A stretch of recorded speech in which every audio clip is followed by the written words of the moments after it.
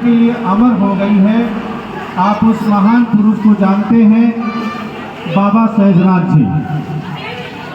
इनका नाम और इनका व्यक्तित्व और इनका स्वरूप और इनका गुण और इनके कार्य और इनके कर्म, मुझे लगता है कि उत्तर प्रदेश से लेकर के बिहार की भूमि तक आपका जो महात्म फैला हुआ है, अपने आप में हम सब लोगों की विरासत और धरोहर की सबसे अनमोल कड़ी है।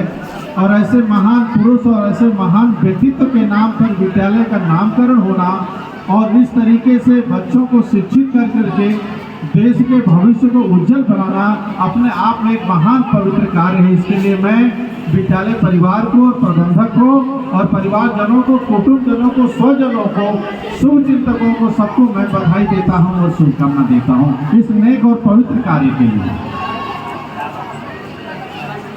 और आज इस विद्यालय के प्रबंधक और छोटे भाई श्री नागेश यादव जी, जिनका व्यक्तित्व और जिनका व्यवहार, जिनका समर्पण इस विद्यालय के प्रति भी, समाज के प्रति भी, परिवार के प्रति भी, सभी के प्रति इस तरीके का समर्पण इनके अंदर, किस तरीके से संघर्ष कर करके छोटी छोटी चीज़ों को इकट्ठा करते हुए आज इस परिवार को, इस विद्यालय परिवार को इतना व्यापक स्वरूप उन्होंने प्रदान किया। कम उम्र में ये बहुत बड़ी सफलता मानी जाएगी। और अगर कहीं कोई खामी और कमी रह भी जाती है तो वो क्षम्य हो जाती है, इसलिए कि अगर आदमी नेक कार्य को कर रहा होता है तो उसकी कुछ गलतियों को क्षम्य भी कर देना चाहिए। अगर ऐसा कुछ हुआ हो तो मैं यहाँ के परिवारजनों, कुटुंबजनों, विद्यालय परिवार से और आसपास के लोगों से मैं उस बच्चे की तरफ से, उस भाई की तरफ से निवेदन करता हूँ कि उनकी गलतियों को क्षम्य करते हुए उनका उत्साह बढ़ाए जाने की आवश्यकता है। और आज जहाँ तक मुझे जानकारी मिली है कि आज नागेश जी का जन्मदिन भी है। आज के दिन वो पैदा हुए थे, शायद ऐसी सूचना मुझे मिली है। और अगर ये सही है तो उनको जन्मदिन की ढेर सारी शुभकामनाएं, बहुत बहुत शुभकामनाएं। आज जिस दिन देश आज़ाद हुआ और उस दिन कोई पैदा हो, अगर धरती पर आए, दुनिया में उसका आगमन हो, तो निश्चित रूप से अपने आप में एक महासंयोग है। और आज के दिन किसी का जन्मदिन होना अपने आप में गौरवान्वित करने का विषय होता है। और आज के दिन पैदा हुआ व्यक्ति देश के लिए काम करेगा ही, समाज के लिए काम करेगा ही, क्योंकि ईश्वर ने उसको इस दिन के लिए, शायद इसी काम के लिए भेजा था। तो मैं एक बार फिर से पुनः जन्मदिन की हार्दिक शुभकामनाएं देता हूँ। लंबी उम्र हो, दीर्घायु हो, स्वस्थ रहें और ऐसे ही विद्यालय का नाम आगे बढ़ाते रहें। आज मैं देख पा रहा हूँ कि हमारे सामने भारतीय पशुपालक संघ के राष्ट्रीय अध्यक्ष वाराणसी की धरती से चल करके हमारे छोटे भाई आदरणीय श्री विजय बहादुर यादव जी यहाँ पर आए हुए हैं। इन्होंने अपने संगठन के माध्यम से भारत के पशुपालकों और कृषि कार्य करने वाले कृषकों, मजदूरों, श्रमिकों और दुधिया लोगों के लिए पूरे देश में संगठन बना करके अद्भुत और अवर्णनीय काम कर रहे हैं। और भारतीय पशुपालक संघ एक ऐसी संस्था है जो कि निष्पक्ष रूप से सभी लोगों को साथ लेकर के इस देश के निर्माण में काम कर रही है। और इस संस्था का नामकरण पूज्य बाबूजी राजर्षि राजेंद्र प्रसाद यादव जी, जो कि पूर्व विधायक रहे सैदपुर से 2 बार और चंदौली की मिट्टी में जिनका जन्म हुआ, एक संत राजनीतिज्ञ की तरह उनकी पहचान रही पूरे देश में, उन्होंने संस्था का नामकरण किया था। आज मैं उनको भी स्मरण करता हूँ आप सबके बीच में इस मौके पर। हमारे बीच में आज अंतर्राष्ट्रीय शायर जिनकी रचनाओं को आपने सुना और जिन्होंने अपनी रचनाओं के माध्यम से देश की आज वर्तमान दशा और दिशा कैसी होनी चाहिए, अपनी रचनाओं के माध्यम से उन्होंने आपको सिंचित किया और इस महफिल को सिंचित करके इस बात को संकेत दिया, दिशा दिया कि समाज में एक अच्छे वातावरण की आवश्यकता है। जिस रचना के माध्यम से उन्होंने काशी के महात्मा को और इस समाज के वातावरण के महात्मा को, देश की संस्कृति को उन्होंने जिस तरीके से प्रतिष्ठित किया, अपने आप में ये सिद्ध करता है कि उनके जैसे व्यक्तित्व को अंतर्राष्ट्रीय शायर होना ही चाहिए। भाई जुनैद कबीर जी को मैं हार्दिक बधाई देता हूँ, शुभकामना देता हूँ, अभिनंदन करता हूँ। जोरदार तालियों से उनका एक बार स्वागत करें। और आज हम लोगों के बीच में इस विद्यालय परिवार के आमंत्रण पर जो भी बच्चों के अभिभावक, आसपास के सामाजिक लोग, मैं सभी लोगों का नाम नहीं जानता। अभी प्रवक्ता महोदय आए थे जो कि जटाधारी विद्यालय में, बहुत अच्छा उनका वक्तव्य रहा।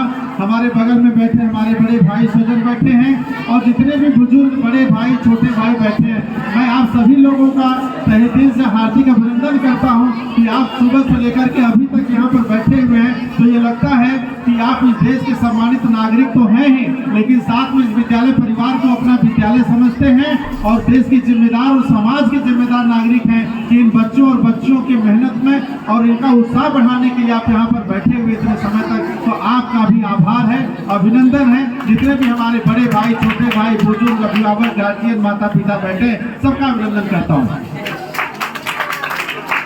और साथ में बीच में मैं देख पा रहा हूँ कि बहुत सारी संख्या में हमारी माताएं बैठी हुई हैं, हमारी बहनें बैठी हुई हैं।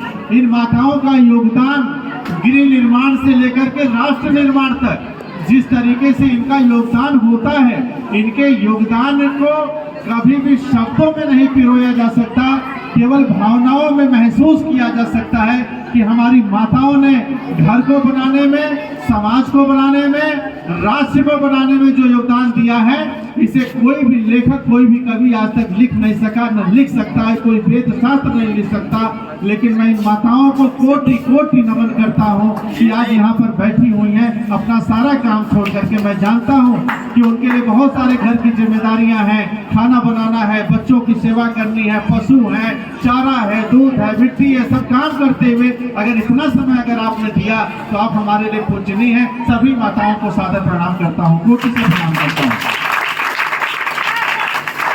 और आज अच्छी बात है कि इस विद्यालय में, ये महाविद्यालय है, कक्षा ग्रेजुएशन की क्लास, बीए की क्लास यहाँ पर चलती है।